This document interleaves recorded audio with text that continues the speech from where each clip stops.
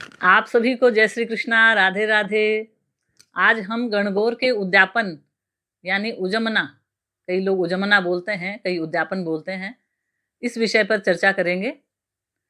तो गौर का उद्यापन कब करते हैं, इसकी क्या सामग्री है, इसका क्या महत्व है, इसमें क्या भोजन बनता है और इसमें क्या दिया जाता है, क्या रीति रिवाज है, इस सब विषय पर हम चर्चा करेंगे। जैसे ही होली खत्म होगी, दूसरे ही दिन हम गौर की पूजा शुरू करते हैं और गौर की पूजा में 16 दिन तक गौर की पूजा करने के बाद फिर 16वें दिन हम गौर का उद्यापन करते हैं। उद्यापन जीवन में एक बार ही किया जाता है। तो गौर माता से सौभाग्य भाग्य की हम भिक्षा मांगते हैं। गौर माता से सौभाग्य बना रहे, सौभाग्य भाग्य की हम कामना करते हैं और हम गौर का उद्यापन, जो सौभाग्यवती महिलाएं हैं वो गौर का उद्यापन कैसे करें, आइए देखते हैं। गौर के उद्यापन में सुबह पहले अच्छे से बढ़िया अच्छे कपड़े साफ सुथरे धुले हुए हों चाहे नए हों, तो अच्छे स्वच्छ होकर हमें गौर की पूजा करनी चाहिए। और गौर का जो लोटिया लेकर आते हैं, जैसे ये लोटिया है, ये 2 घड़ लेकर आते हैं नीम की डाली लगा के और पानी पिलाते हैं गौर को। तो बाहर नदी से पहले रिवाज था, नदी से शुद्ध जल जो तीजनियाँ होती थी वो लेकर आती थी, तो वो रिवाज अभी भी भगवान की चल रहा है। तो उस रिवाज से जो 2 घड़ लेके गौर की पूजा के लिए जल लाते हैं शुद्ध बाहर से, और उसके बाद में जो है पूजा करते हैं, पति पत्नी दोनों बैठकर गौर की पूजा करते हैं। और उसके बाद में गौर पर दातुन चढ़ाते हैं। और जिन 16 महिलाओं को हम दातुन देते हैं पहले, वो भी लाके अपना दातुन गौर माता के चढ़ाती है। जिसका उद्यापन हो वो पति पत्नी पहले गौर की पूजा करते हैं और विधि विधान से सब गौर के सामग्री हम चढ़ाते हैं सौभाग्य की। तो उस सामग्री में ये उद्यापन जो है ये श्रद्धा के अनुसार है। आप चाहें तो इसको बहुत बड़ा कर सकते हो, आप चाहें तो इसको छोटा कर सकते हो, लेकिन ये उद्यापन महिलाओं के जीवन में बहुत जरूरी होता है। कहते हैं इस उद्यापन के बिना मुक्ति नहीं होती। तो माँ पार्वती और भगवान शिव की ये पूजा गणगौर है और इस गणगौर पूजा का हम उद्यापन कैसे करते हैं हम चर्चा करते हैं। तो गणगौर की पूजा करके सारी सौभाग्य की चीजें हम पार्वती माता को चढ़ाते हैं, गौर माता को।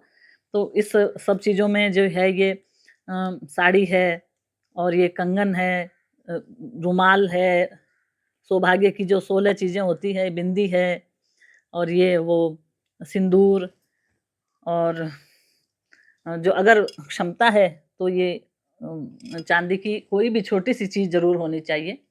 चांदी की चाहे ज़्यादा सामर्थ्य नहीं हो तो एक बिछिया और एक नाक का जो नोज पिन होती है वो हमें जरूर रखनी चाहिए। और एक बेस पे रख के ये सब चीजें, और ये हमारे गौर उनका ईश्वर जी का है और ये पूरा श्रृंगार गौर माता का है। तो ये गौर माता के चढ़ा देते हैं और फिर सारी पूजा संपन्न होने के बाद में ये हमारे जो घर में सासू जी होते हैं उनको दे सकते हैं, ननद को दे सकते हैं, बुआ सास को दे सकते हैं, अपने से बड़े जिठानी को दे सकते हैं।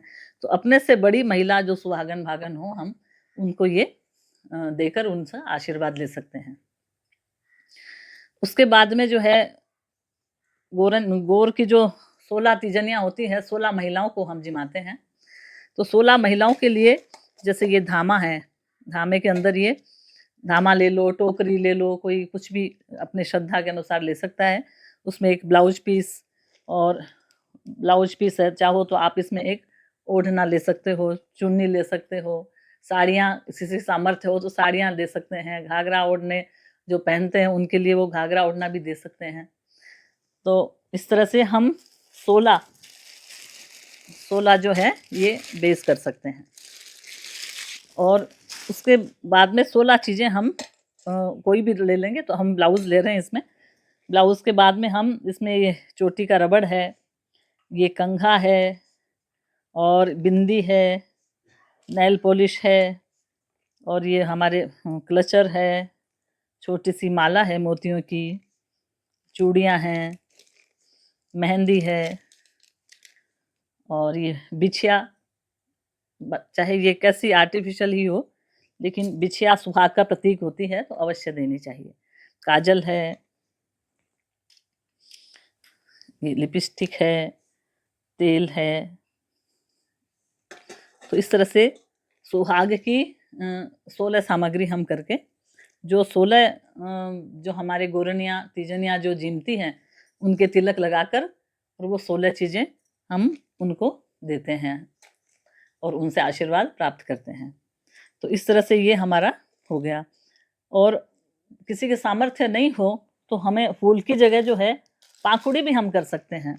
जैसे ये छोटी ले लिया प्याला कटोरी, उसमें एक ब्लाउज ले लिया और ये श्रृंगार का सामान ये ले लिया, चूड़ियाँ दे दी, तो ये भी हम 16 कर सकते हैं। लेकिन जो कम से कम भी देना चाहे ना, तो उसमें बिंदी, काजल, मेहंदी, श्रृंगार की 5-7 वस्तुएं तो देनी ही चाहिए। और अगर सामर्थ्य है तो आप अच्छी क्वालिटी की सब चीज़ जो महिलाएं जो तीजनिया यूज कर सके, ऐसी बिंदी, ऐसा काजल और ऐसी चीज़ें हमें देनी चाहिए। ऐसी चीज़ें देनी चाहिए जो सारी तीजनिया है वो प्रयोग में ले सकें। अगर सामर्थ्य है तो, सामर्थ्य नहीं है तो हम फूल की जगह पंखुड़ी भी कर सकते हैं। उसके बाद में फिर गणेश जी का जो होता है 16 जो तीजनियाँ होती है और एक गणेश जी होते हैं। तो गणेश जी को कोई बच्चा होता है, छोटा देवर, चाहे नांदा, चाहे जेठूता, जो भी हो परिवार में छोटा बच्चा, उसको भी भोजन कराते हैं, क्योंकि वो साक्षी होता है हमारे उद्यापन का। उसको गणेश जी स्वरूप मानते हैं कि हमने उद्यापन किया, किसने देखा? तो गणेश जी हाँ भरेंगे, हाँ नहीं मैंने देखा। तो ऐसी प्रथा है। तो ये तौलिया, कोई भी जो चीज़ आप उसको दे सकते हो पहनने लायक, और एक नारियल, उस पे रुपए, और ये हम गणेश जी को तिलक लगा के उनको दे सकते हैं। और भोजन की सामग्री के लिए पूड़ियाँ, सब्जी, रायता और मिठाई जो भी है, अपने सामर्थ्य के अनुसार हम भोजन बना के खूब तीजनियों को हम खिलाएँगे। और फिर लास्ट में ये जाते समय इनको तिलक करके उनको विदा करेंगे और ये गणेश जी जो है हाँ भरेंगे कि हाँ मैं आपके उद्यापन का साक्षी हूँ। और भी सामर्थ्य हो तो ऐसे हम, जैसे ये है बैग है ऐसा, इसमें भी हम सब चीज़ें डालकर दे सकते हैं। तो जितनी अपनी सामर्थ्य हो उसके अनुसार हम इस उद्यापन को कर सकते हैं। और ऐसे लाल कलर की साड़ी, ये ऐसी साड़ी जो हम उनको दे सकते हैं, लाल जो थोड़ा गोटा लगा हो और लाल साड़ी हो, उसके ऊपर गौर माता के उद्यापन में लाल गुलाबी ऐसी ही साड़ियाँ मतलब शुभ होती है, ऐसी ही मान्य है हमारे। और खूब आनंद से वो उद्यापन संपन्न होता है। और ये उद्यापन की विधि जो हमने अभी चर्चा की, ये आपको अच्छी लगी होगी। आप इस वीडियो को आगे अपने परिजनों तक भी भेजें और इसको लाइक करें, सब्सक्राइब करें और इसको आगे भी शेयर करें।